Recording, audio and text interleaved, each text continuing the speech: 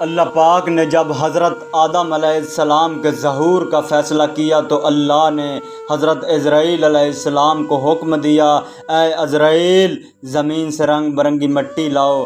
حضرت عزرائیل علیہ السلام نے حکم کی تعمیل کی اور زمین سے رنگ برنگی مٹی کی مٹھی لا کر مکہ کے درمیان رکھ دی۔ اللہ نے اس مٹی پر اپنی رحمت کی بارش برسائی اور اپنی قدرت سے حضرت آدم علیہ السلام کا پتلا بنایا۔ 40 سال تک حضرت آدم علیہ السلام کا پتلا بے جان پڑا رہا، اور جب اللہ نے چاہا اب حضرت آدم علیہ السلام کا ظہور ہو، تب روح کو حکم دیا اس پتلے میں داخل ہو جا۔ اللہ کے حکم سے سر سے داخل ہوئی۔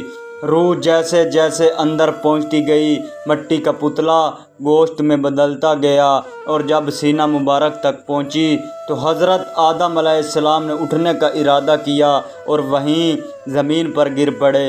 اس بات کا ذکر اللہ پاک نے قرآن مجید میں کیا ہے کہ انسان جلد باز پیدا ہوا ہے۔ اس حالت میں حضرت آدم علیہ السلام نے چھینکا تو اللہ کے حکم سے الحمدللہ کہا، اور اس طرح اللہ نے حضرت آدم علیہ السلام کی تخلیق کی۔ اور جب روح جسم میں داخل ہوئی تو اللہ پاک نے ایک فرشتے کے ذریعے جنت سے ایک جوڑا کپڑوں کا زمین پر بھیجا، اور فرشتے نے حضرت آدم علیہ السلام کو تنہائی میں لے جا کے کپڑے پہنائے، اور اللہ پاک نے اپنی رحمت سے حضرت آدم علیہ السلام کو عزت کے تخت پر بٹھایا۔